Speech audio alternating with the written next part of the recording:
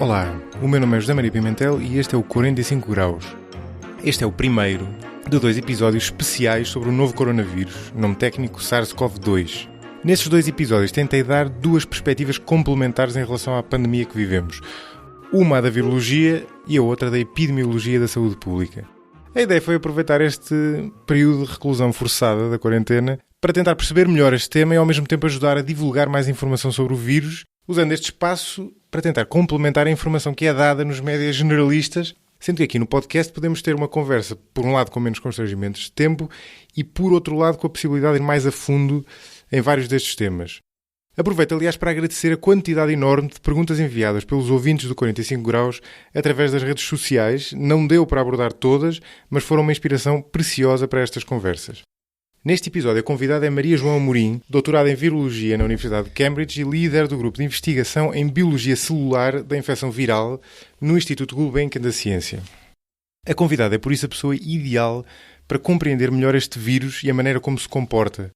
Na nossa conversa fizemos uma viagem longa pelo mundo dos vírus e deste novo coronavírus em particular. Começámos a falar dos vírus em geral e depois abordámos uma série de aspectos importantes do novo coronavírus, como a maneira como terá surgido, a sua letalidade e grau de contágio, comparações com outros vírus que deram origem a surtos como o SARS-1 e mesmo o caso incontornável da gripe espanhola de 1918. Falámos sobre aquilo que explica a maior letalidade deste vírus em idosos e pessoas com problemas prévios de saúde, as expectativas que podemos ter em relação a tratamentos e ao desenvolvimento de vacinas e, finalmente, olhamos para a frente, para o futuro, para tentar perceber, por um lado, se este vírus, em particular, se virá a tornar endémico na população e, por outro lado, quão provável é voltarmos a ter no futuro epidemias deste género. Mas, enfim, deixo-vos com a Maria João Amorim, espero que gostem e, sobretudo, que seja útil. Maria João, muito bem-vinda ao podcast e obrigado pela tua disponibilidade para gravar isto em pouco tempo e sobretudo um domingo. Foi ótimo e vai ser ótimo para esclarecer uma série de dúvidas e ao mesmo tempo aproveitar para ir um bocado a fundo neste tema que agora vem a pretexto do coronavírus, mas que na verdade, de uma forma não muito diferente, podia ser um episódio do podcast e foi também isso que me fez querer gravar este episódio. Eu acho que vou-te começar por uma das perguntas mais básicas, que é para perceber o que é um vírus. Até porque o vírus é uma categoria que desafia um bocadinho a categorização, porque tecnicamente não é vida, não é? Está ali vida borderline, não é? Está ali no limiar da vida, mas não é um ser celular, por exemplo, e portanto à partida não cumpre algumas das características para ser considerado um ser vivo, ao contrário de uma bactéria, não é? Que é um ser unicelular. Olá, bom dia, muito obrigada por este convite. Eu gosto sempre imenso de falar sobre vírus, ou domingo ou a qualquer altura. Acho que a definição mais engraçada do que ser um vírus talvez seja mesmo uma partícula celular que contém uma série de características, contém proteínas, lípidos e material genético e pode ser extremamente diverso. O material genético pode ser de DNA ou de RNA. Este é RNA, sim. Dentro de DNA pode ser double-stranded DNA, ou seja, ter 2 cadeias como nós, ou ser single-stranded DNA, e dentro do RNA pode também ser duplo, que é coisa que RNA duplo de cadeia dupla, que é qualquer coisa que normalmente não existe muito, e single-stranded, ou seja, ter só uma cadeia e pode ser positivo, negativo ou até circular. E isto tem algumas implicações que depois vamos ver. O envelope do vírus é também extremamente diferente, extremamente diverso. Há uns que têm uma camada lipídica, que é o caso deste também, e há outros que não têm, que só têm uma camada proteica. Relativamente às formas, eles também são incrivelmente diversos. Em termos de formas, há vírus que são muito circulares, há vírus que são extremamente filamentosos e compridos.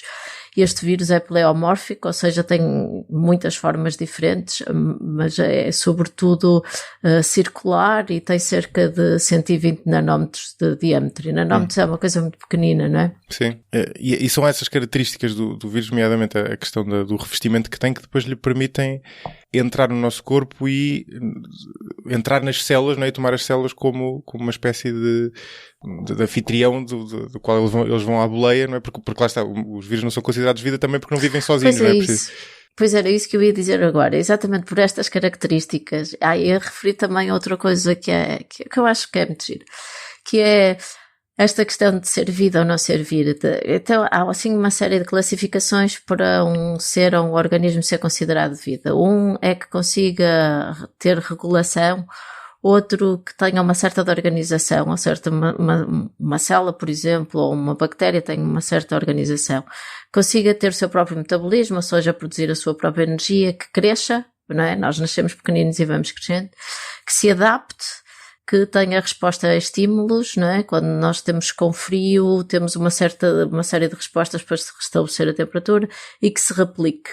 E aqui o vírus falha numa série delas, não é? Ele que certamente que se adapta, certamente que tem resposta a estímulos e que se replica, ou seja, que se multiplica, mas não se consegue regular, não tem uma organização celular, apesar de que isso é bastante debatível, mas se calhar não é para aqui.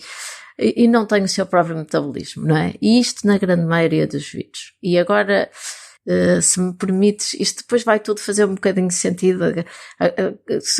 O nosso genoma tem 6.4 pares de bases nucleicos, não é? O do corona, 6.4 vezes 10 à nona, não é? 1.000 milhões de pares de bases. O deste tem 30 mil pares de bases, que significa que é muito pequenininho, não é? E então, efetivamente, precisa do nosso corpo, ou de um corpo qualquer, para se replicar. E isto aqui entra um bocadinho no que estavas a dizer antes. Existem imensos vírus. Um litro de água tem um litro de água de mar que tem cerca de 100 mil milhões de partículas virais. E não é por causa disso que nos vão infectar ou fazer mal, não é? Para nos infectarem e nos fazerem mal, têm efetivamente que nos reconhecer. E isso aí é engraçado, não é? Isso aí é porque é que este vírus antigamente não nos infectava e agora nos consegue infectar, mas eu acho que isso aí é uma coisa que se calhar vamos falar mais daqui a um bocadinho. Agora, há vírus também nesta dualidade de ser ou não ser vida. E porque é que isto aqui causa tanta controvérsia, não é? Porque definitivamente o vírus tem uma certa estrutura, porque nos consegue infectar e se consegue replicar, não cresce. Mas agora foram descobertos uns vírus enormes que têm 1 milhão de pares de bases. E por isso é que eu queria fazer Portanto, são umas coisas enormes, verdadeiramente enormes. Muito menos do que nós, apesar de tudo, mas sim, comparativamente. Sim, sim. Mas nós também não somos muito grandes em comparação com os genomas que existem por aí. Sim. O que é engraçado é que este vírus de 1 milhão de pares de bases consegue ele próprio ser infectado por outros vírus. Que é muito giro, não é? Um vírus infectado por outros vírus. Sim, sim. Temos, no caso matriosca de infecções. Exatamente. E já tem alguma maquinaria que lhe permite metabolismo, apesar de ser uma coisa muito pouco sofisticada e que lhe permite um metabolismo. Portanto, tudo isto aqui é muito... Como é que eu posso dizer? É mesmo muito prematuro esta classificação de vida de não vida. Então aquilo que eu costumo pensar é que se calhar não interessa tanto classificar os seres vivos como vivos ou não vivos, mas se calhar sobre o efeito que eles têm em nós e na nossa vida do dia a dia, e que é imensa, não é? Estamos a ver agora, mas também a nível da agricultura, também os vírus efetivamente encontram-se em todos os reinos e conseguem infectar todos os reinos, não é? Por isso mais vale pensarmos no impacto que os vírus têm e se calhar menos importante pensar Claro. Sim, sim, fazes bem. Eu achei que era interessante começar por aqui, mas sobretudo para perceber o contexto daquilo que estamos a falar. Voltando àquilo que tu próprio diste há bocadinho, como é que os vírus nos reconhecem, ou seja, como é que alguns nos reconhecem e outros não, e o que é que nos fazem exatamente no corpo, ou seja, o que é que um vírus que nos reconhece nos faz, como é que nos infecta e que consequências é que isso tem, que obviamente são variáveis de vírus para vírus, mas há de ter um modus operandi, assim, na linha base é um vírus para começar a replicar tem que conseguir entrar nas nossas células. Para conseguir entrar nas nossas células tem que ter uma chave. não é? Alguma coisa que lhe permita entrar. E essa chave está na sua camada exterior e tem a ver com as proteínas que tem e se conseguem reconhecer alguma coisa nas células. E reconhecendo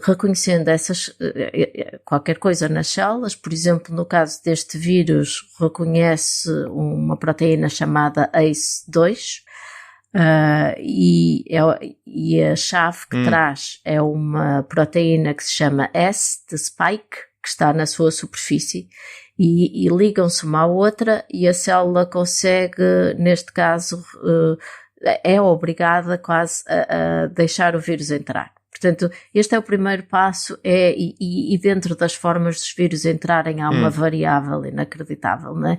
Até que chegamos aos bacteriófagos, que são vírus que infectam bactérias e que parecem quase naves espaciais e que se põem em cima das células e o que fazem é só injetar o material genético. Portanto, há uma diversidade enorme. E depois aí, dentro das células, eles conseguem arranjar estratégias de replicar. E aqui cada vírus é um vírus. E uns replicam no citosol, não é? Outros replicam no nosso núcleo, outros replicam nas bactérias que não estão divididas em citosol ou núcleos. E utilizam diferentes maquinarias. Portanto, aqui é um mundo também extremamente diverso. E depois o vírus tem que se voltar a juntar, montar-se, não é? Copia-se imenso, depois volta-se a juntar e sai e consegue sair das células.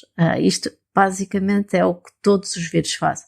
E há qualquer coisa chave aqui. Quase todos os vírus têm a capacidade de permanecer escondidos, camuflados do nosso sistema imune, em algumas coisas. Dentro das células, principalmente, há muitas coisas que a célula reconhece como sendo um bocadinho estranha e manda sinais de alerta a todas as outras células à volta, e normalmente quase todos os vírus são muito bons a dizer assim: a célula, por favor, ignora que eu estou aqui, eu vou esconder, eu estou-me aqui a camuflar, tu não me consegues ver. E são bastante bons nisso, ok? Portanto, basicamente assim, em modos gerais, é o que se passa. Sim. Portanto, há aí várias fases, não é? Ou seja, há como é que eu dizer? Para uma infecção ocorrer tem que haver a entrada do vírus, Exatamente. Ele tem que conseguir entrar na célula, tem que conseguir replicar e depois tem que conseguir sair. A última fase, essa última fase é que eu não percebo. O vírus sai da célula e é que infecta várias partes do corpo. Como é que isso acontece? Cada Entra vírus na corrente também sanguínea? é um vírus. Há alguns que, por exemplo, os da via respiratória acabam por passar para o muco. Deu Covid. Mas podes usar o exemplo então, neste deste. caso, Podes usar o exemplo deste, se quiseres. Temos o vírus, as células dentro do organismo sabem qual é a parte de cima e qual é a parte de baixo. O vírus sai das células e entra ou nas células vizinhas, não é? E assim consegue infectar as células vizinhas e começar a alastrar sem provocar a infecção. Alguns vírus até conseguem passar só de célula a célula sem saírem. E depois, para serem transmitidos, então saem para a camada de muco que entretanto nós produzimos e são expelidos ou por gotículas ou por espirros. Isto no caso deste vírus. Há outros que são transmitidos por contacto, há outros que são transmitidos por sangue, há outros que são transmitidos pelas fezes, há outros que são transmitidos pelas lágrimas. Portanto, novamente há esta noção da diversidade. Sim, e claro, isso também tem a ver com o sítio em que o vírus consegue encontrar a fechadura para conseguir infectar. Por exemplo, no caso deste, são as vias respiratórias, não é? E também podemos explicar um bocadinho porquê e assim. No caso de outros vírus, são vias digestivas, não é? Os rotavírus que provocam diarreias em crianças, que são um problema terrível em África. Aí é no trato digestivo, portanto, onde se ligam...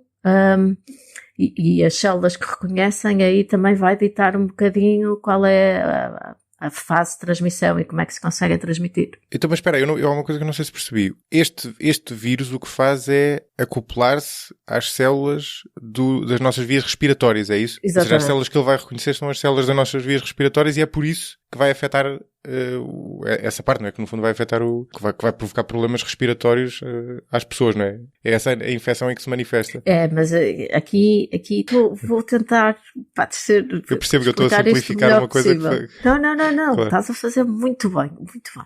Que é assim, esta entrada e esta fechadura esta proteína spike, ela tem que fazer duas coisas, não tem que fazer só uma, tem que fazer duas. Uma é conseguir encontrar a chave, não é? E esse aí chama-se domínio de ligação ao receptor, não é? Receptor binding site ou binding domain. Pronto, ele tem que fazer isto. E neste caso, este SARS coronavírus 2 tem cerca de 6 aminoácidos na sua proteína, neste domínio, para se conseguir ligar, não é? Para conseguir fazer a tal chave fechadura. Ao mesmo tempo, ele tem que fazer outra coisa. Então temos o vírus, o SARS-2 está dentro de uma camada lipídica, ok? Que sai das nossas células, que ele rouba das nossas células. E aí é que tem as proteínas, as tais chaves penduradas. Ou seja, até mesmo mergulhadas nesta membrana lipídica, ok? Então a segunda coisa que esta proteína tem que fazer para que o material genético saia de dentro desta camada lipídica é arranjar um mecanismo de se ligar a outra membrana de dentro das nossas células e depois romper, ligar as duas membranas como se fossem umas e abrir para que o material genético consiga sair, ok?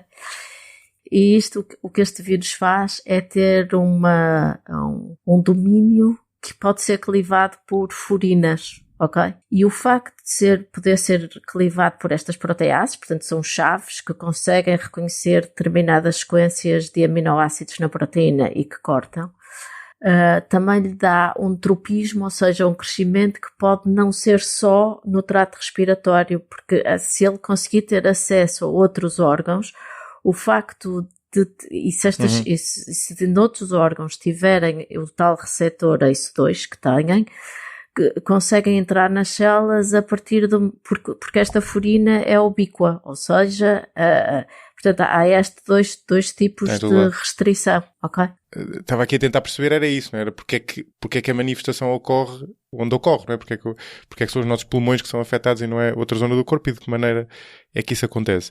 Então, mas deixa-me avançar para o vírus propriamente dito, e depois já voltamos aqui, até porque eu acho que tudo isto interliga um bocadinho. E uma coisa que para mim é muito interessante perceber, porque isto faz parte de uma família de vírus, não é? E, aliás, até se calhar começamos por aí.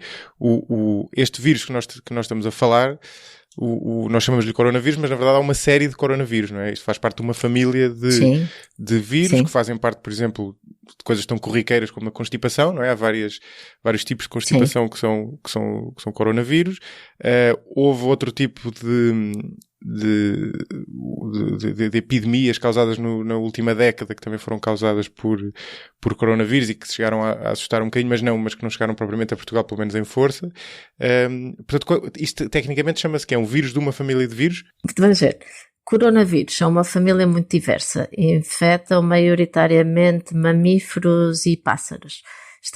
Esta família está dividida em 4 géneros diferentes, ou subdivisões diferentes, em alfa, beta, gama e delta, que infectam humanos. Há os alfa, que têm 2 tipos até de vírus que provocam bastantes constipações, e que se chama 229E e NL63, e os beta, que também provocam constipações, e que se chamam OC43 e Hong Kong U1. E destes beta ainda há outros 3 que tu já referiste, que é o MERS, o SARS e este SARS coronavírus 2. E do gama e do delta também há uma série de vírus, mas que não infectam humanos. Agora infectam o resto dos mamíferos e infectam pássaros. E se eu consigo perceber onde estás a tentar chegar, eu espero que sim, estamos a tentar explicar de onde é que vem este vírus, não é? Então, o que eu sei e o que talvez possa ajudar é o seguinte: ok, vamos voltar à proteína spike com os 2 domínios e com as 2 coisas que são essenciais para conseguir entrar na célula, ok? O que se liga ao receptor e à chave, e o outro que permite clivar para conseguir fundir as 2 membranas e libertar o material genético. Ok. O primeiro domínio, o mais semelhante, o primeiro domínio são cerca de 6 aminoácidos, como eu já tinha referido, e isto é bastante semelhante com o que existe no pangolim. E daí a confusão e daí a ideia de poder ter vindo no pangolim. Mas existem no pangolim como existem noutros sítios. desses tais 6 aminoácidos, um domínio de 5 são exatamente igual ao dos morcegos, mas ser exatamente igual filogeneticamente não é? Porque são 5 ou são 6 aminoácidos. É a árvore genealógica da evolução genética da evolução genética do vírus, sim, desculpa. Sim. E houve outra parte, que é a parte tal da clivagem e da tal da ligação da furina, que permite que o vírus consiga fundir as duas membranas e libertar o material genético.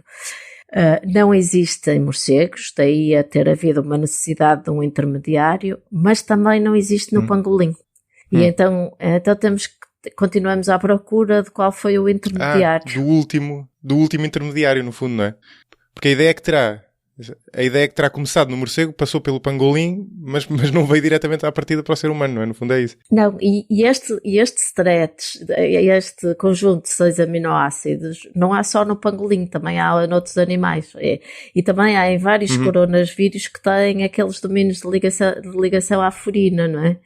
Portanto, ainda estamos à procura de qual terá sido o intermediário, mas que precisa de um intermediário, porque senão não tinha estas duas características. Claro, não tinha sofrido essas alterações. Então, mas deixa-me fazer-te uma pergunta mais genérica, que é um dos mistérios maiores para mim desta questão, que é o seguinte. Obviamente que já há muitos anos o que se fala da hipótese de uma pandemia, e até porque esse é um cenário muito atraente para fazer filmes, por exemplo, mas quer dizer, já há muitos anos que se sabia que isso era uma possibilidade real. A minha dúvida aqui é, o que é que, olhando para trás, eu sei que isso é um exercício difícil, mas o que é que aqui aconteceu de azarado, digamos assim? Foi o vírus, a mutação que ocorreu provocou um vírus especialmente,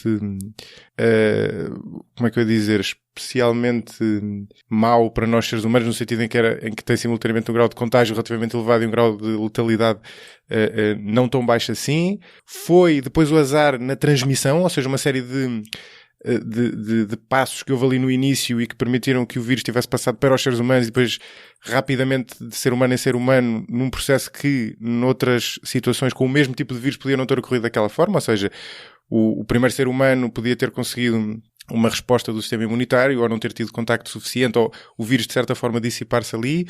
Ou foi sobretudo depois já o ajusante, a resposta da saúde pública e depois tudo, no fundo toda a questão da epidemiologia e da saúde pública que estamos a ver agora. Por onde é que tu te inclinas? E desculpa lá mais uma pergunta. Aqui também há uma coisa que eu gostava de dizer, voltando atrás um bocadinho. Zoonoses, não é?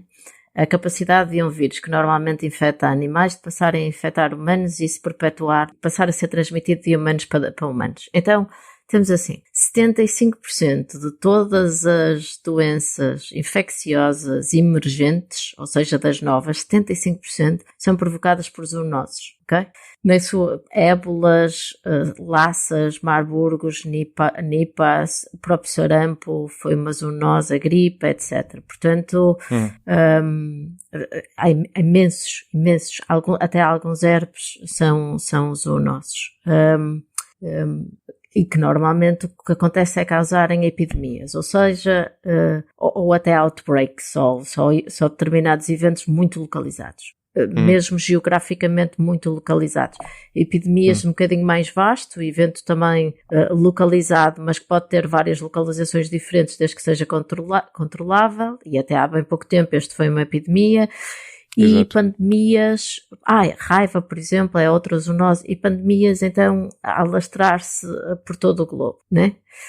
Portanto, destes eventos há muitos, há efetivamente mesmo muitos eventos. Portanto, acho que aqui o que corre mal é a transmissão, a capacidade do vírus transmitir. E aí, eu tenho aqui um gráfico que costumo olhar, porque é para me tentar ajudar um bocadinho. Por cada pessoa infectada, este vírus consegue infectar entre 1.3 pessoas até 3 pessoas, não se sabe muito bem. E com algumas pessoas podendo ser super spreaders, ou seja, transmitir a mesmo muita gente. Como aconteceu na Coreia. Sim. Exatamente. Dentro desta capacidade de transmissão, há vírus que ainda se transmitem muito mais, não é? Em termos, eu estava aqui a olhar, o sarampo, a varicela ou os noravírus transmitem-se muito mais, porque por cada pessoa infectada tens 8 pessoas ou 9 pessoas que este vírus em média conseguem, que estes 3 vírus em média conseguem infectar. Agora, dentro deste espectro também tens muitos vírus diferentes, não é? Tens pólio, tens a swine flu, que as pessoas cá chamam gripe A, tens a gripe das aves, mais ou menos no espectro inferior. Tens SARS, já mais no espectro superior, a varíola, porque foi o único vírus erradicado até agora, foi horrível, porque combinava não só a capacidade de transmissão, que era... Por cada pessoa infectada, infectavam 5 pessoas, mas também a mortalidade era altíssima, era cerca de 30%, segundo o gráfico que eu tenho aqui à minha frente. Portanto, este vírus transmite-se muito e depois tem outra característica que é essencial. A grande maioria das pessoas tem doença ligeira e, portanto, conseguem continuar a andar a fazer a sua própria vida e, ao mesmo tempo, estão a transmitir doenças às outras pessoas. Eu, na verdade, tenho esse mesmo gráfico aqui, agora estou a perceber, que é um gráfico muito interessante porque, primeiro, expõe uma coisa muito interessante dos vírus, que é o trade-off entre grau de contágio e grau de letalidade, não é? Porque, e eu acho que corrijo-me se eu estiver a explicar isto mal, mas basicamente um vírus que mate muito, depois também não vai passar, não vai conseguir ser muito transmitido e, portanto, existe um trade-off entre uma coisa e outra. São vírus. Isso é absolutamente verdade, só se a altura de transmissão do vírus corresponder com a altura em que há a maioria dos sintomas. Ou seja, as pessoas já estão tão doentes que não se consegue detectar uma pessoa que não se consegue não detectar uma pessoa que já esteja infectada e as pessoas afastam-se ou aquela pessoa é posta em isolamento. Se for um vírus que a pessoa que consiga transmitir quando ainda não está muito doente, também conseguia, mesmo matando muito, também conseguia estar mais ou menos camuflado. Desculpa lá esta interrupção. Não fizeste muito bem, até porque era mesmo dessa peça que faltava que eu estava à procura. Porque isso talvez ajude a explicar o problema que nós temos aqui, que é, no fundo, não é um vírus de mortalidade elevada, mas também não é um vírus de mortalidade baixa, não é? No fundo está ali num nível mais ou menos moderado. Mas tem um grau de contágio superior à partida ao que seria de esperar para um vírus nesta categoria, que ocorrerá por isso que tu estavas a dizer, que é porque o contágio ocorre quando a pessoa ainda não tem problemas visíveis, no fundo. E se me deixares aqui estabelecer também um paralelismo, isso também explica a diferença entre o SARS-1 e o SARS-2, porque o SARS-1 era muito transmissível quando as pessoas já estavam muito doentes e por isso foi possível conter a epidemia, o outbreak, era no 11º dia. Este não, transmite-se quando as pessoas ainda não estão visivelmente muito doentes. Não sei se ajuda ou se complica, mas... Não complica nada isso, quadra o círculo, digamos assim. Porque, de facto, é curioso. Se me mostrassem este gráfico isoladamente e me perguntassem onde é que está aqui uma fonte de preocupação, eu não apontaria para o Covid-19, não é? Bem, desde logo apontaria para a varíola, mas a varíola...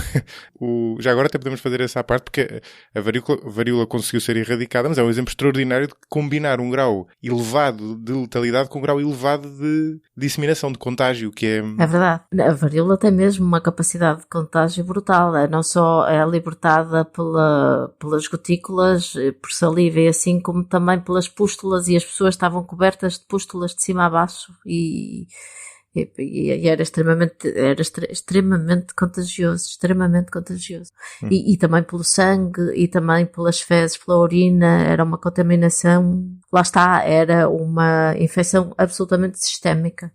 Ok, e em relação, voltando aqui ao Covid-19, nós estamos aqui a trabalhar com dados provisórios, não é? Ainda não temos uma ideia como é que se diz, da taxa de letalidade real do vírus, quer dizer, até porque há uma espécie de taxa de letalidade de baseline de letalidade, e depois há a letalidade efetiva, que depende depois da resposta até do sistema de saúde.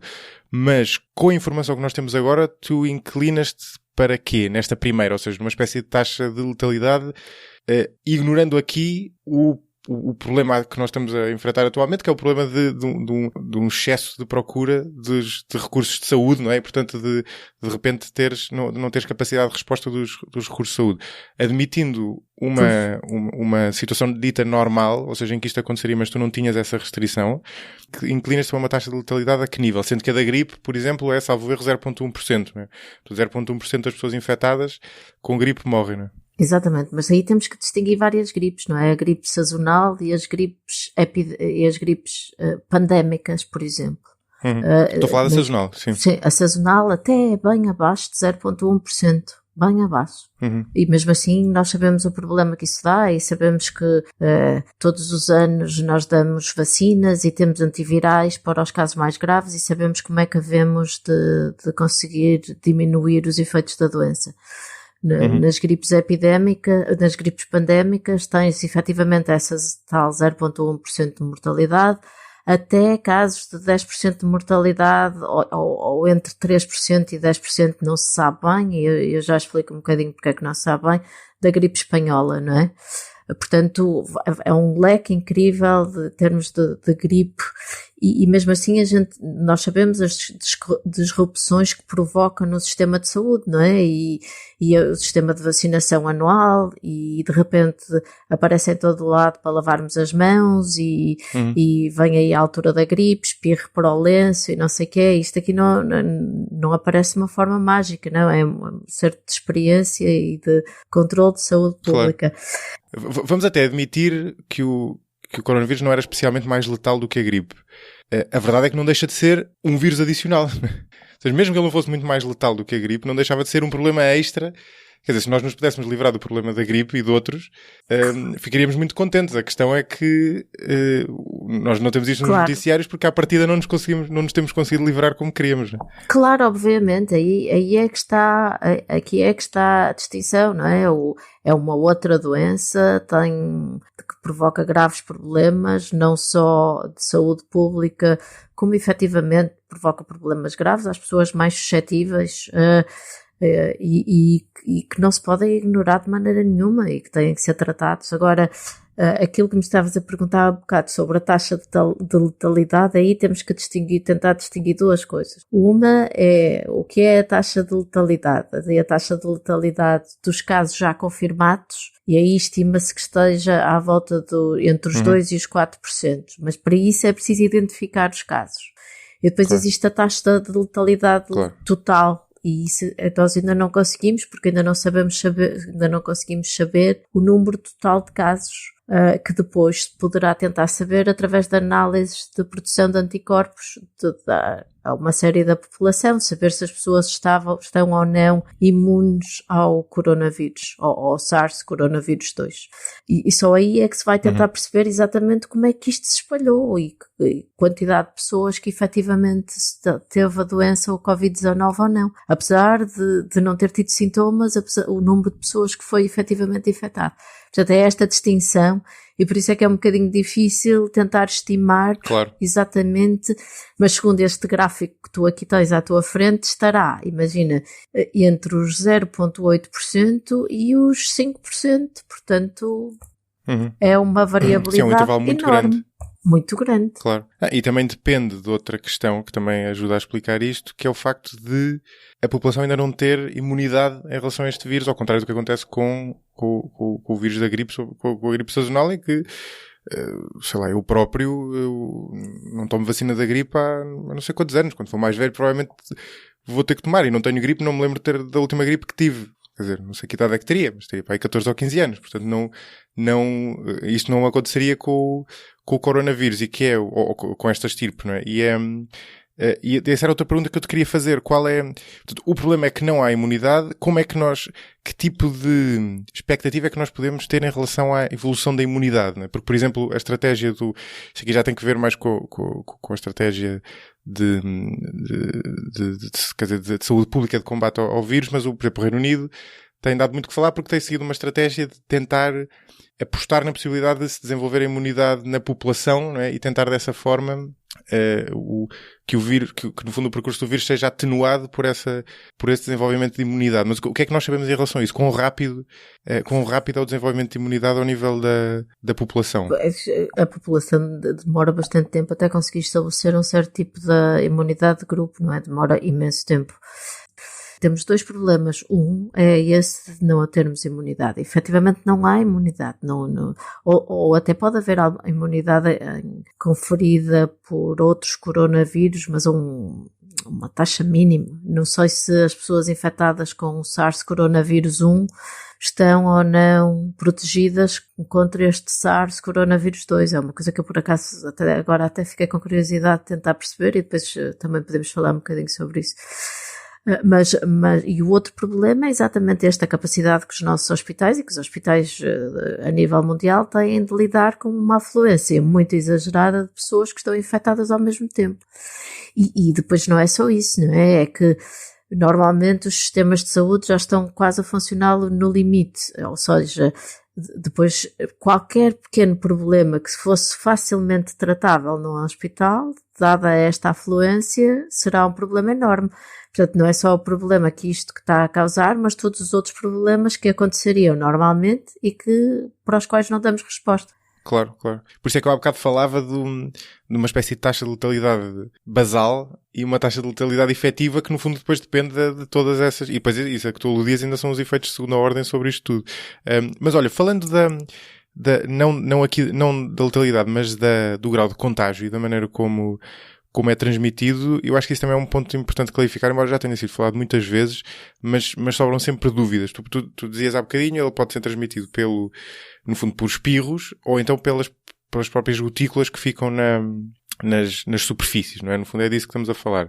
Como é que funciona, por exemplo, a diferença de transmissão entre espirros e respiração? Ou seja, Deixa-me só complementar aqui umas coisas. Foi encontrado material genético também do SARS coronavírus 2 em lágrimas, nas fezes, em suor. Mas aqui eu gostava de esclarecer que é encontrado material genético, ainda não há prova que se possam transmitir assim. E quanto às superfícies, também, aí sabe-se efetivamente que é infeccioso, consegue-se pegar num vírus de uma superfície e infectar células e ver que efetivamente é uma partícula infecciosa, mas aquilo que é importante referir é que ainda, e claramente que isto vai entrar na equação da transmissão, não se sabe a eficiência deste mecanismo, mas pronto, isso é só para esclarecer. Agora, relativamente eu acho que alguém falar ou espirrar mesmo à tua frente, vais inalar muito maior quantidade de vírus do que se passares por um local onde estejam partículas, mesmo que já tivessem estado muito concentradas, tenham conseguido separar-se, vão separando mais um bocadinho. A quantidade de vírus que vais inalar é diferente. Eu acho que é mais... Claro. É esta a distinção que eu posso... Intuitivamente isso faz-me algum sentido. Mas, por exemplo, uma das dúvidas que a pessoa tem é a questão de, por exemplo, estar num espaço fechado. Por exemplo, se tu tiveres... Imagina que nós estávamos a falar na mesma sala, não é? Que não estamos, e um de nós estava infectado. Por exemplo, estávamos aqui a falar 1 hora e tal. O que acontecia aqui, por nós estarmos 1 hora, por exemplo, em vez de estarmos 5 minutos, seria um aumento desse risco porque as próprias partículas estavam a circular no ar e não saíam daquela sala. É isso que se passa. Aqui eu não tenho mais nada a adiantar, disseste tudo na perfeição. E falamos de outro cenário em relação ao qual eu tenho bastantes dúvidas, que é o ar livre. Portanto, imagina que nós não estávamos a gravar esta conversa numa sala, mas estávamos a tê-la, para simplificar e não sem gravar, estávamos a falar do tema e estávamos a passear 1 hora. Íamos dar uma volta pela rua, lado a lado, e íamos falando sobre o tema. Nesse caso, de que, embora nunca se possa obviamente dizer que não existe risco, né? Eu calculo que tenhas essa cautela, de que risco é que estaríamos a falar neste caso? Depende se estivéssemos a falar relativamente juntos ou com 1 metro de distância. Se estivéssemos com 1 metro de distância. 1 metro de distância ou 1 metro e tal de distância, e se tivesse um dia bastante ventoso, podia funcionar bem ou podia funcionar mal, mas se estivéssemos a conversar, estamos a andar a conversar como normalmente, a hipótese de nos contaminarmos também era bastante bastante grande. Era grande nesse caso também? Também acho que sim. Acho que Ok. efetivamente, mas muito menor do que estando num espaço fechado, onde não há vento, onde não há deslocação Claro. de ar, onde, claro que não. Estava aqui quase a brincar de uma coisa que é muito séria, peço desculpa. Não tem mal nenhum. Quer dizer, a ciência por trás disto eu acho bastante curiosa, e como há uma compreensão, há uma tentativa da parte das autoridades de saúde pública em dar explicações simples e binárias, que faz todo o sentido, não é? Não vai estar, não podes dar indicações à população matizadas, não é? Tens que dar explicações simples, mas depois fico muito na dúvida em relação à gradação de riscos entre as várias ocasiões. E, por exemplo, esta é uma dúvida bastante simples, mas que eu próprio tenho, já várias pessoas me perguntaram e sugeriram até para esta conversa, ouvintes do podcast, é a questão da máscara, não é? Porque a máscara, à partida, eu já ouvi duas explicações. Uma explicação é que, e estou a falar daquelas máscaras mais simples, não é? Que é uma película só. Não estou a falar das máscaras mais elaboradas, que são feitas mesmo para isso. Essas máscaras mais simples, à partida, corrijo-me se estiver enganado, são aquelas máscaras feitas mais para não, quando tu estás infectada, e não infectar a outra pessoa, não é? Porque, e a explicação que é dada é que aquilo não te vai proteger muito, enquanto pessoa não infectada a tentar te proteger a andar na rua, por exemplo, ou no centro comercial, porque o vírus é tão pequeno que passa pelo tecido, não é? Por pelos orifícios daquela máscara. Por outro lado, outra pessoa dirá, e já me disseram isso e faz algum sentido, se a pessoa espirrar para cima de ti, ou se mandar um perdigoto ou uma coisa qualquer do género, a partir da máscara retém, não é? Portanto, alguma coisa fará. Mas repara, a partir da máscara retém na máscara, e se a máscara não for impermeável, permite-te acesso quase à gotícula, não é? Por isso é vais que respirar a gotícula. Filtros, vais respirar a gotícula. Ou tens uma grande possibilidade de ficar ali com a gotícula mais tempo. Mas há máscaras que têm filtros e que têm uma série de outros cuidados que que são impermeáveis e em que isso já não acontecia. Claro. E outro aspecto do contágio, também é importante nós falarmos, tem que ver, já disse isso um bocadinho há pouco, tem que ver com a questão dos vários períodos porque a infecção passa, não é? E há várias dúvidas em relação a isso, ou seja, não é? Tu podes ter, imagina que eu estava infectado e te passava o vírus, o vírus passava por um período latente, salvo erro, não é? No organismo, até depois se manifestar. E não é claro, ao longo deste período, quando é que, em que parte deste período é que a pessoa pode infectar outrem, não é? Também tem imenso a ver não só com o teu sistema imune, com a tua genética, mas também com a quantidade de vírus que tiveste no princípio. E aquilo que está mais ou menos estipulado em termos de média é que será a partir de 5, 6 dias que começas a conseguir não só ter sintomas, mas também transmitir o vírus. Mas é uma janela que pode ir entre 2 a 3 dias até 14 dias. Por isso é uma janela muito grande. Muito variável. Muito variável. E relativamente à doença, está estabelecido que em casos ligeiros, que é a grande maioria, não é? 80% das pessoas têm uma doença muito ligeira, em cerca de até 2 semanas estão totalmente bem. No caso de doença moderada, que são cerca de 15% das pessoas que têm doença moderada, aí pode chegar até 6 semanas, não é? Começa a ter uns sintomas, depois os sintomas agravam, e depois tem que ter tratamento, e depois pode chegar até 6 semanas. E no caso de haver letalidade, o que está estipulado é entre 2 e 8 semanas. E diz-me uma coisa, porque é que quer dizer, intuitivamente obviamente que isto faz sentido, mas porque especificamente é que, por exemplo, as pessoas mais velhas ou as pessoas com outros problemas de saúde são mais suscetíveis de terem problemas causados pelo vírus e têm mais risco de morrerem? No caso das pessoas mais idosas, há uma coisa que se chama senescência imunológica do sistema imune, em que tem uma capacidade menor de reagir a infecções. E acho que no caso das pessoas com comorbidades, a mesma coisa, não é? O seu sistema imune suprimido de alguma forma. Mas isto acontece de igual forma com todos os vírus? Ou seja, esta gradação de letalidade, se quiseres, acontece de igual forma com todos os vírus, ou há algum lado específico deste? Não acontece, e por uma coisa que tu já falaste antes, que é a tal imunidade. Por exemplo, um caso muito curioso é que as gripes normais normalmente afetam as pessoas mais novas e as pessoas mais velhas. Portanto, se fores ver, é um U. Exato. A exceção foi a gripe de 1918. E a gripe de 1900, a gripe espanhola fez tipo um W, mas um W um bocadinho torto para o lado das pessoas mais idosas, que não foram efetivamente muito atingidas. E não foram muito atingidas porque em 1889, 1890 tinha havido uma outra pandemia. Então a gripe de 1918 era muito diferente da de 1889. Pensa-se que no caso da de 1918 era uma H1N1 e que no caso da 1889 era uma H3N2. E isto tem a ver com as tais, com a tal estrutura do vírus, com o tal envelope e com as proteínas que têm à superfície.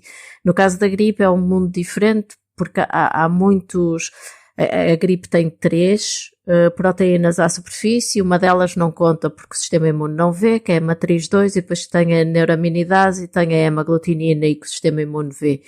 E como existem tantas gripes diferentes que são zoonóticas ou que estão no seu reservatório, que é os patos migratórios, dá-se uma classificação em números. São tão divergentes que se dá uma classificação em números relativamente à capacidade dos anticorpos terem de verem ou não as estirpes diferentes. Então vai de H1 até H16 e de N1 até N9, com todas as combinações possíveis. Portanto, H1N1, H1N2, etc., até chegar a H16N9.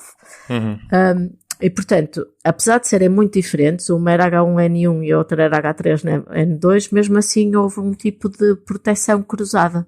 E, portanto protegeu as pessoas mais velhas, no caso. Exatamente. Okay, é uma das coisas que se pensa. Portanto, a nossa imunidade tem um papel extremamente preponderante se uma doença vai afetar as pessoas mais idosas ou não. Sim. Já que falaste da gripe de 1918, na pneumónica, como era chamada em Portugal, e é uma coisa que nós já não nos lembramos, mas eu, por exemplo, lembro do avô de um amigo meu cujos irmãos tinham morrido todos com a pneumónica. Ele tinha sido o único a sobreviver. Portanto, aquilo teve um e de resto matou, salvo erro, mais pessoas do que a Primeira Guerra Mundial. Portanto, teve um efeito brutal. Ao mesmo tempo, obviamente, ocorreu numa altura em que os sistemas de saúde não tinham a capacidade que têm hoje em dia e não havia, e a possibilidade de tomar medidas como foram tomadas agora existia, e aconteceu, por exemplo, a nível local. Por exemplo, até há uma cooperação interessante nos Estados Unidos entre St. Louis e Houston, salvo eu, já não sei qual é a outra cidade, em termos de reação de políticas de quarentena e do impacto que isso teve, mas a verdade é que, no mínimo, seriam menos lestas e teriam menos capacidade de o fazer a um nível nacional comparativamente com o que existe hoje em dia. E, portanto, é difícil comparar. Agora, daquilo que nós podemos comparar, como é que a gripe espanhola, não é? Como é que a gripe de 1918 compara com o SARS, novo coronavírus, SARS coronavírus 2? Pois isto é daquelas perguntas que é quase uma especulação, não é? Porque, sei lá, nós... tínhamos saído de uma Primeira Guerra Mundial, a população estava quase toda muito imunossuprimida ou num estado muito instável. E houve parte que se transmitiu nas trincheiras mesmo, não é? Porque aquilo começa ainda durante a Primeira Guerra. Nos Estados Unidos começa durante a Primeira Guerra e depois tem 3 fases. A fase 1, depois lastra-se para a Europa e lá está a fase de transmissão nas trincheiras e depois uma terceira fase que aconteceu no ano a seguir. A taxa de mortalidade é muito alta, não havia grande imunidade, a não ser nas pessoas mais velhas. As pessoas viajavam muito menos, mas estavam a viajar muito por causa da guerra. Exato, sim. Portanto, aqui podemos estabelecer o paralelismo do tal mundo global. As fronteiras eram fechadas, portanto era muito mais difícil ter acesso aos países. Portanto, é quase as medidas que se estão a implementar e mesmo assim a gente sabe o que é que aconteceu. Claro. É difícil. Além de que nós da gripe espanhola tínhamos muito menos métodos de diagnóstico.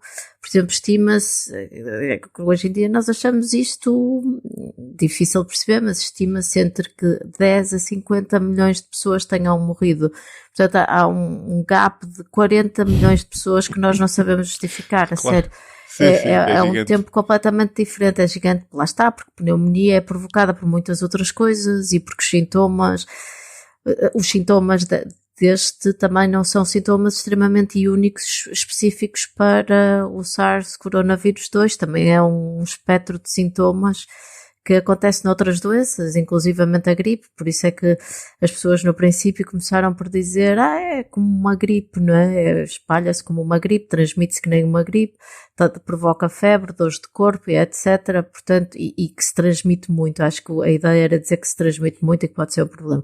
Só que efetivamente o facto de não haver imunidade e o facto de ser tão grave para as pessoas suscetíveis torna-se um problema. E a relação com o calor, que é um tema que também tem sido muito abordado, como é que em geral os vírus se relacionam com as condições climatéricas e o que é que podemos saber em particular em relação a este? O que é possível saber por hora? Eu estive a ler um artigo muito interessante que é publicado pela Harvard Medical School, que era, nós não entendemos muito bem a sazonalidade, não é? Há vários motivos que podem contribuir. Um dos motivos é se o vírus é mais ou menos resistente à temperatura e à umidade. E há vírus que são notoriamente resistentes à temperatura e à falta de umidade, como por exemplo a varíola de que falavas há bocado. E há outros que não, que a partir do momento em que as condições, por exemplo a hepatite C, é muito pouco estável fora de um organismo. Portanto, há esta questão. Depois há a questão de se há alguma altura do ano em que o nosso sistema imune esteja mais fragilizado e que tenha a ver com a própria entrada do vírus e com o acesso a determinadas células e à tal chave fechadura que eles possam ter. Por isso também há as próprias características de infecção do vírus. E depois há uma quarta teoria que diz que em vez de ser cada um destes fatores isolado, que em determinadas alturas do ano o facto de haver algumas pessoas mais suscetíveis já consiga aumentar o pico suficiente para se começar a transmitir muito. Portanto, há estas visões diferentes. Relativamente a este, é um bocadinho complexo, mas relativamente a este vírus em específico, nós ainda não sabemos muito bem. Sabemos, o que é que sabemos? Sabemos o que existe nos outros coronas que nos infectam e que são sazonais, não é? Não sabemos explicar a 100% porque é que são sazonais, mas o facto é que são. O tal Hong Kong 1, etc. Isso penso. Só que lá está. Só que isto aqui, basear o nosso conhecimento em paralelismos de um vírus muito semelhante, provoca sempre algum tipo de problemas. Por exemplo, grande parte quando começou a aparecer o SARS coronavírus 1, 2, e se percebeu que era parecido com o SARS coronavírus 1, estabeleceu-se uma série de paralelismos que até levaram as pessoas a pensar que o vírus não ia cá chegar, ou uma coisa assim deste estilo, porque o outro, que era muito parecido, não tinha chegado e tinha sido retido. Basta que ele seja diferente no que interessa, pode ser muito pouco diferente, mas se for no que faz a diferença. Por isso é possível, é um vírus bastante resistente, em termos, fica bastante nas temperaturas, fica bastante tempo nas superfícies, portanto é bastante resistente. Se há uma suscetibilidade das pessoas a ficarem infectadas em determinadas alturas do ano, acho que isso ainda não está demonstrado. Se vai ou não ficar sazonal, a gente não sabe, mas há este paralelismo que é muito especulativo e que eu tenho um bocadinho de medo de Sim. Não, e porque, lá está, porque como tu dizias, depende de vários fatores, não é? Depende do vírus, mas também da nossa própria resposta, não é? Da própria evolução do nosso sistema imunitário com essas mesmas condições, não é? Portanto é um bocadinho difícil. Tu falaste da comparação das diferenças entre este vírus e o SARS coronavírus 1, por exemplo, mas este mesmo vírus também ele próprio vai tendo mutações, que é outro aspecto interessante disto e que ajuda a perceber e que tem sido desde já estudado, não é? Através das árvores filogenéticas que tu falavas há bocadinho, que no fundo tentam fazer essa árvore genealógica das várias mutações genéticas que o vírus vai sofrendo. Como é que a minha dúvida em relação a isso é como é que ocorrem essas mutações? Quer dizer, elas têm uma espécie de frequência fixa? Ou seja, elas, dependendo do tempo ou dependendo do número de pessoas por que o vírus passa, como é que funciona? Por acaso, são coisas muito engraçadas porque Eu nunca tinha pensado que uma virologia pudesse ser tão interessante para as outras pessoas. Acho que realmente a virologia é um mundo e são coisas que acabam de ser muito engraçadas, não é? Os corona têm o maior genoma de RNA conhecido. Têm as tais 30 mil pares de bases. Para RNA isto é mesmo muito grande. Mesmo muito grande. E os outros vírus de RNA, como por exemplo a gripe, ou qualquer tipo de vírus mais pequeninos como os flavivírus ou dengue, zicas, etc., são pequeninos e o próprio vírus do sistema de replicação não se preocupa com os erros que vai introduzindo, porque são pequeninos e porque têm uma série de estratégias. Neste, como é grande, ele já se preocupa e tem aquilo que se chama proofreading, não é? Isto é exatamente quando nós estamos a ler um texto e depois vamos reler o que escrevemos e encontrar os erros ortográficos. O corretor. O vírus faz mais ou menos a mesma coisa. De uma forma não como para coisas de DNA que são mais estáveis e que têm mesmo este mecanismo a sério, mas também consegue reler o texto e ver, enganei-me ali. Mas faz isto de uma forma assim, um bocadinho sloppy. Mais rudimentar. Sim. Mais rudimentar, um bocadinho sloppy. E então insere bastantes erros e tem bastantes mutações, mas no contexto de vírus de RNA, menos. Tem mutações. poucas. Pronto. E efetivamente o vírus tem algumas mutações. Isto aqui é muito interessante porque nos permite seguir o vírus, saber de onde é que veio, tentar fazer um tracing de onde é que vem em termos de animais e depois quando se começou a estabelecer na população, quais foram os contactos que permitiram uma certa epidemiologia, isso é muito giro. Agora, dentro destes vírus é muito difícil estabelecer se uma determinada mutação é mais ou menos virulenta ou é mais ou menos patogénica. Isso aí já é um nível diferente. Porque para fazermos isso, depois precisamos de conseguir controlar e de conseguir medir, não é? Nós só podemos dizer que algo é mais virulento ou mais patogénico se conseguirmos medir. Para conseguirmos medir, temos que conseguir ter ferramentas. E aqui nós conseguimos genotipar, é muito fácil, saber exatamente as evoluções e os trajetos geográficos é mais complexo, mas também pode ser feito. Relacionar isso com a virulência é um próximo passo que demora muito tempo porque é muito mais complexo. E corrijo-me se estiver enganado, mas teoricamente pode ir nos dois sentidos, não é? Até se pode tornar menos virulento. Sim. Até normalmente é o que acontece. E isso permite fazer, como tu dizias, permite fazer esse mapeamento da própria evolução do vírus e, no fundo, ajudar a epidemiologia a tentar perceber, por exemplo, quem é que, no caso português, por onde é que o vírus entrou, de alguém vindo de Itália, por exemplo, se aquele vírus específico, se a estirpe específica do vírus corresponder a alguém que veio de Itália, depois como é que passou para as outras pessoas e, no fundo, fazer essa espécie de história ou arqueologia, se quisermos, da maneira como o vírus se foi disseminando pelo país e, no fundo, provocou a epidemia, que depois é muito útil para perceber a resposta que se pode dar. Mas ainda assim, aí existe, e eu até falava sobre isto com uma amiga minha, bióloga, existem algumas limitações, apesar de tudo, neste método, não é? Ou seja, se tu tiveres poucos dados, tiveres uma amostra pequena, também não é possível tirar a 100% de certeza essa história da maneira como o vírus se difundiu e depois no limite tu podes ter uma análise epidemiológica que vai tentando perceber com as pessoas que de facto contactaram com que pessoas e que até vai no sentido contrário ou vice-versa, não é? No fundo as duas complementam-se. Exatamente. Agora deixa-me só dizer uma coisa que me esqueci há bocadinho, que era estas mutações também são importantes e que têm que ter em consideração quando se encontra um determinado tipo de tratamento, porque podem permitir ou não que haja eficiência e também podem permitir ao vírus ser ou não resistente, mas depois isso se calhar falamos um bocadinho antes, é só para nos lembrarmos disto.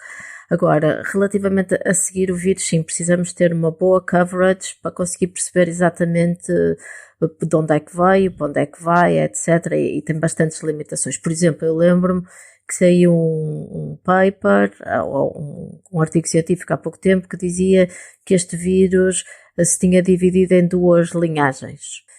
E acho que o problema tinha sido exatamente esse. Não só o método estava mal feito, como o que eles estavam a quantificar e a medir não estavam a ter em atenção todos os nucleótidos e que e permitiam chegar a uma conclusão totalmente errada, não é? E até se já se perdeu precipitada. Portanto, isto tem tudo que ser feito e visto e analisado com bastante cuidado. E é por isso que a ciência é lenta e que talvez dê menos as respostas de uma forma mais demorada do que seria o ideal, mas realmente são muitas coisas a ver. Se a biologia fosse fácil, já sabíamos tudo, e a verdade é que não sabemos, é efetivamente complexa. E as duas coisas entram em conflito numa altura destas, não é? Que a ciência é cautelosa e lenta, por definição, não é? E depois tens um problema deste e estás à espera de respostas rápidas, que é mais ou menos o contrassenso.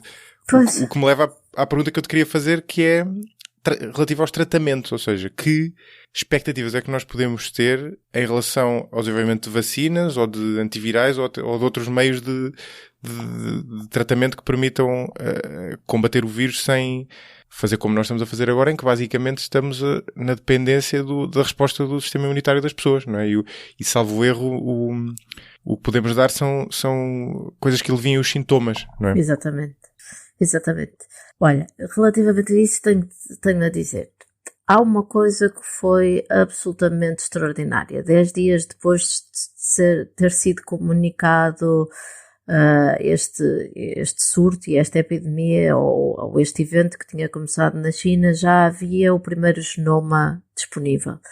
E isso permite que se comece a conseguir pensar em vacinas que utilizem a tal proteína do envelope, o tal spike, que é aquilo que o nosso sistema imune vê, que não é fácil produzir, não é? Porque há várias maneiras de produzir vacinas. Uma é o vírus inativado, outra é o vírus atenuado, que demoraria muito tempo a encontrar, e outra é só utilizar partes do vírus, não é? O tal spike. Mas para isso temos que o conseguir produzir e não é fácil. E portanto o CDC cautelosamente estima que o aparecimento de uma vacina possa levar a possa demorar um ano a um ano e meio. Mas eu sei que há muita gente a trabalhar nisto, mesmo muita gente a trabalhar nisto. Na última pandemia de gripe, da gripe A, que é a gripe suína, demorou cerca de 6 meses. E no último surto de ébola também. Mas aqui estamos a usar um vírus que não conhecemos e que é preciso testar mesmo. E é preciso testar porque há paralelismo com outros vírus, por exemplo, dengue, cuja segunda infecção é muito pior do que a primeira infecção. No primeiro caso, provoca uma febre, não é? E no segundo caso, provoca uma febre hemorrágica. E é a resposta do nosso sistema imune, por isso complica muito produzir vacinas. E aqui tem que se perceber como é que o nosso sistema imune reage.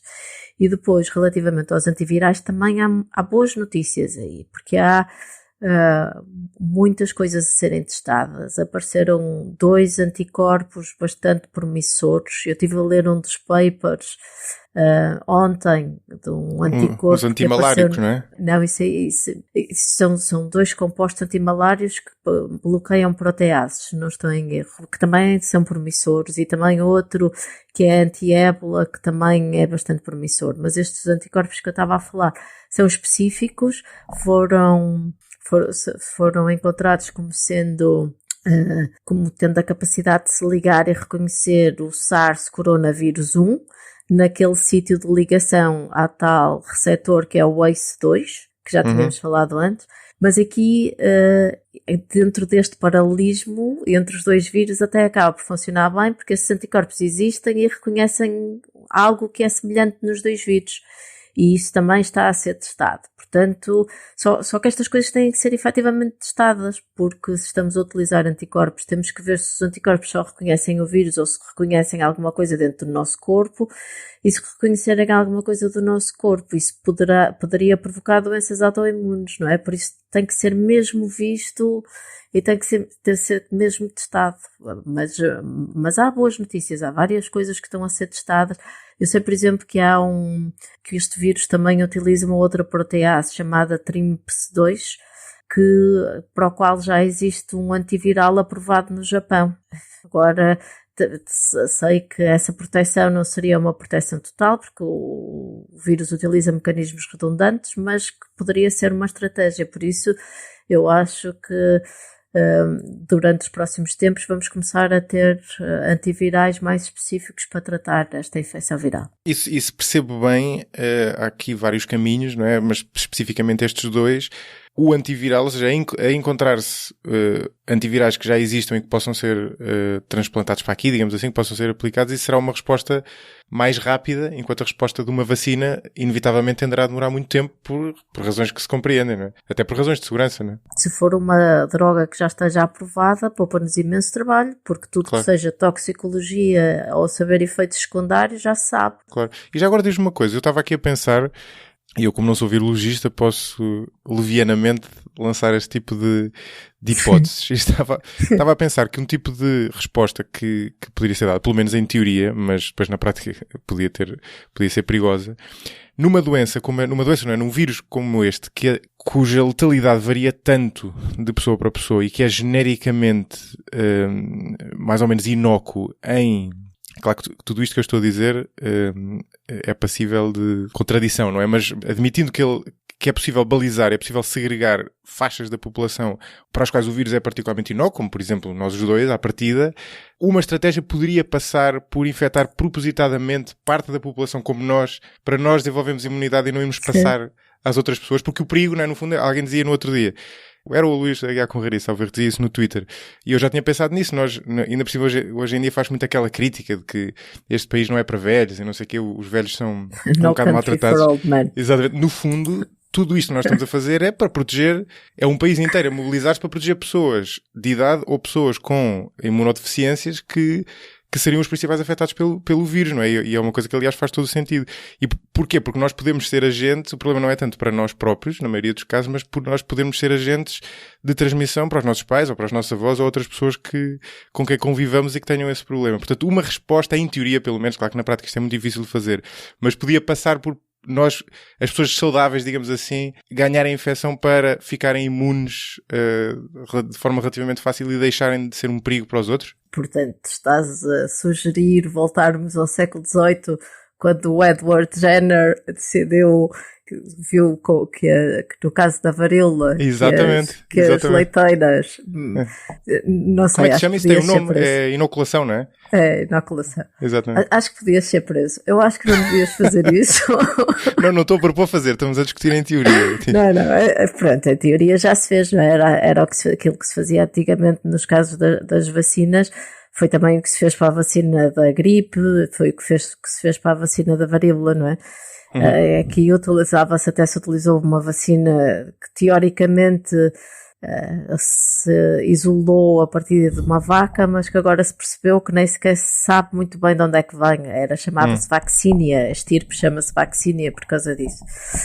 Mas lá está, se tivessem feito isso para dengue tinha sido um problema muito grave, porque na segunda infecção poderia-se ter uma febre hemorrágica. Claro, por e nós ainda não sabemos isso.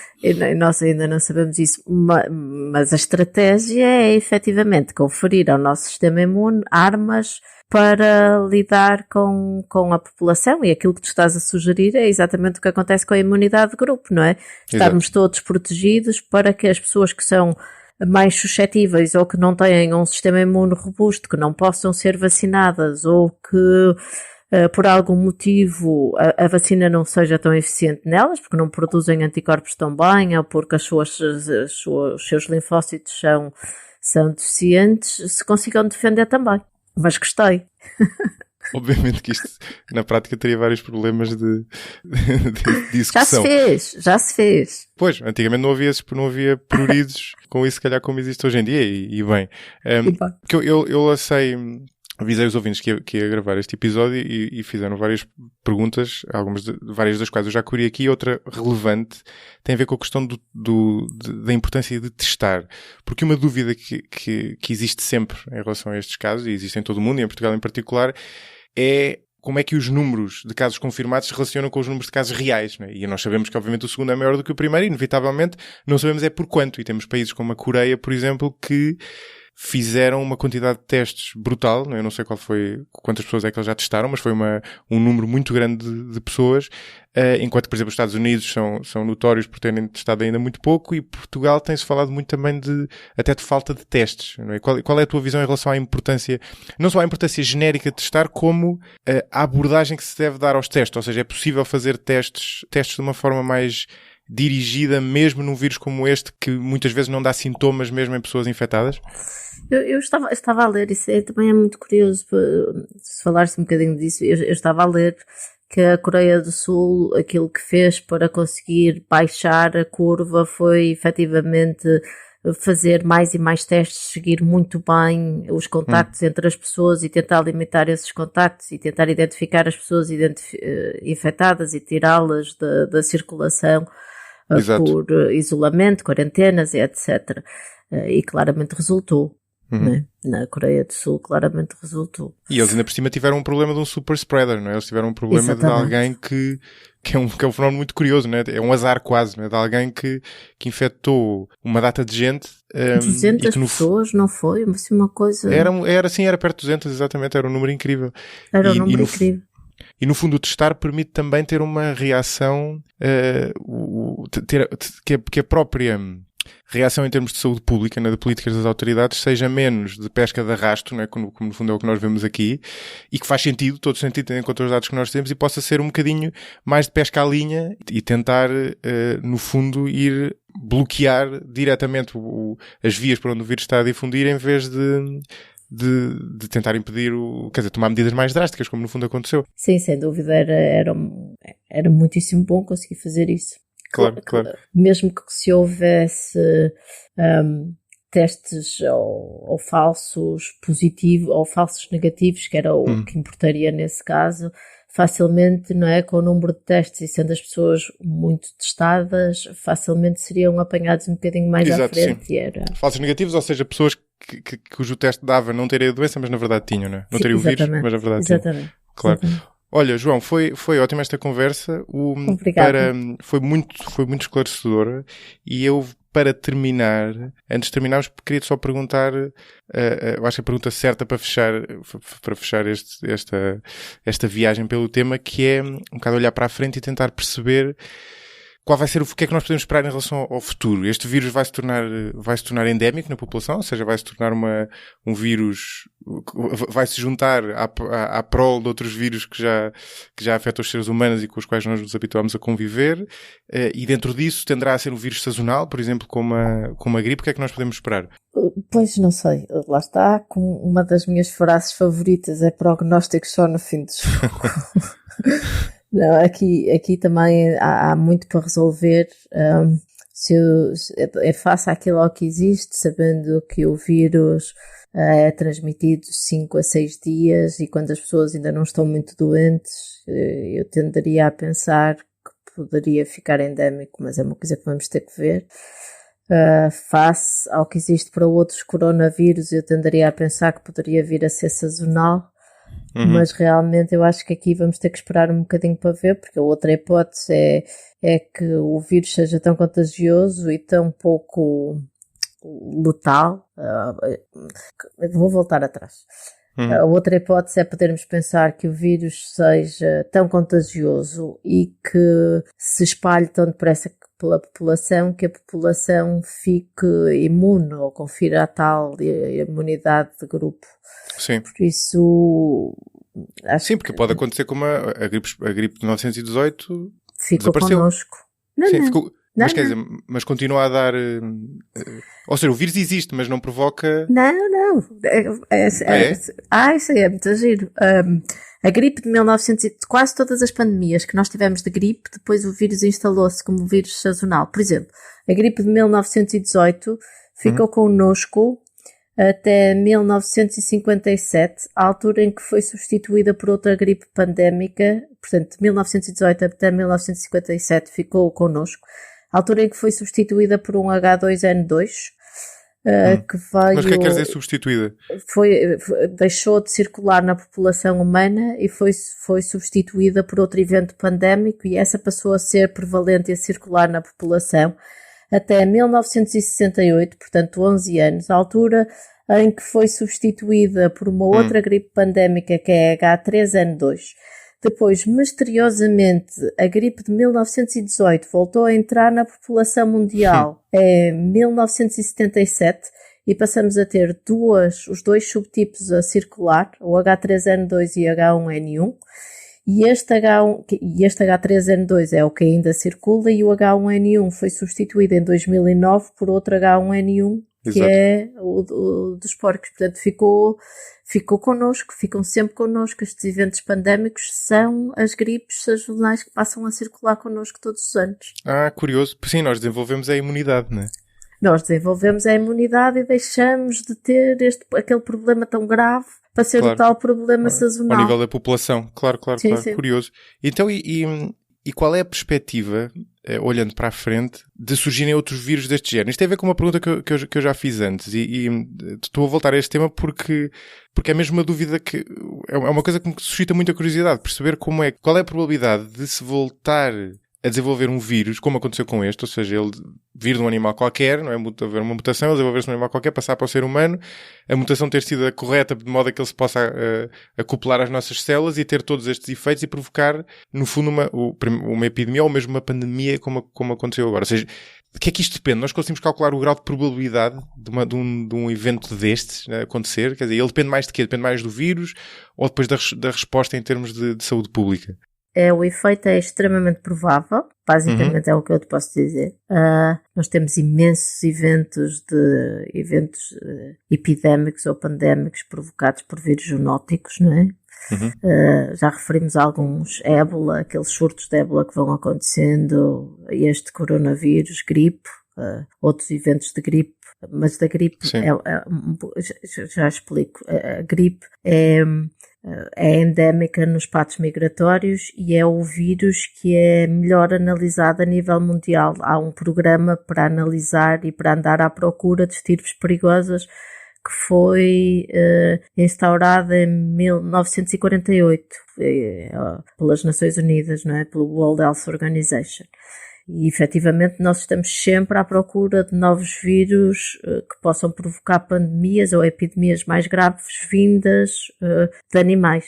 Por isso, acontecer para outro tipo de vírus, para o qual não existe este tipo de surveillance, de monitorização, é efetivamente bastante provável. Acontece muitas vezes mesmo. A HIV, por exemplo, é um vírus zoonótico que provocou um problema. É dos gorilas, salvo erro, ou dos... Sim, a partida em símios não provoca, em primatas não humanos, não provoca doença grave, não é?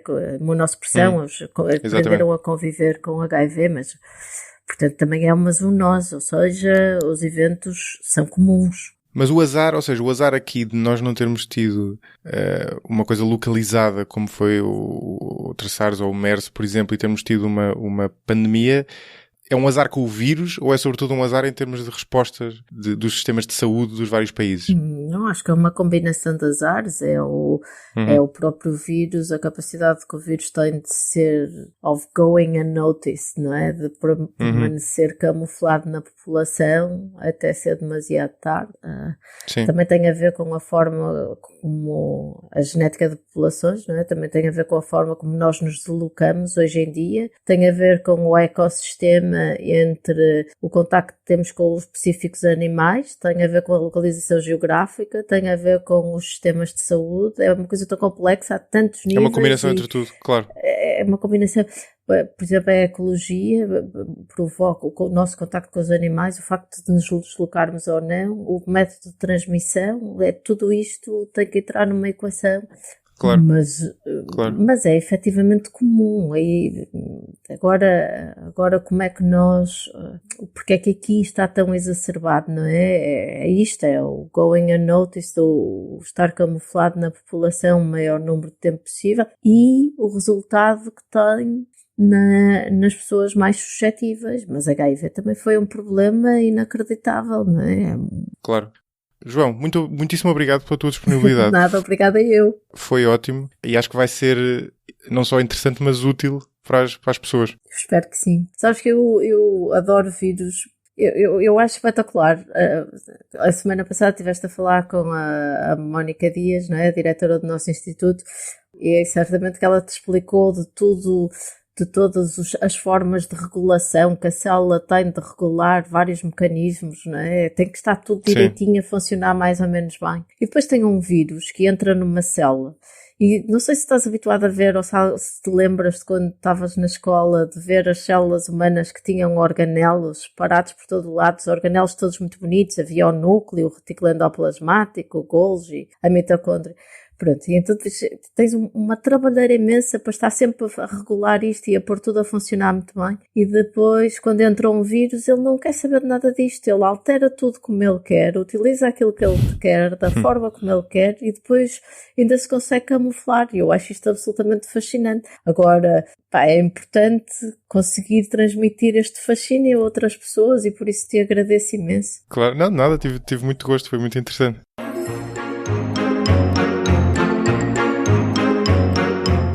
O 45 Graus é um projeto tornado possível pela comunidade de mecenas que o apoia e cujos nomes encontram na descrição deste episódio. Agradeço em particular a Carlos Martins, Gustavo Pimenta, Eduardo Correia de Matos, Joana Monteiro, Rui Oliveira Gomes, Corto Lemos, Joana Faria Alves, João Baltazar, Mafalda Lopes da Costa, Rogério Jorge, Salvador Cunha e Tiago Leite. Até ao próximo episódio.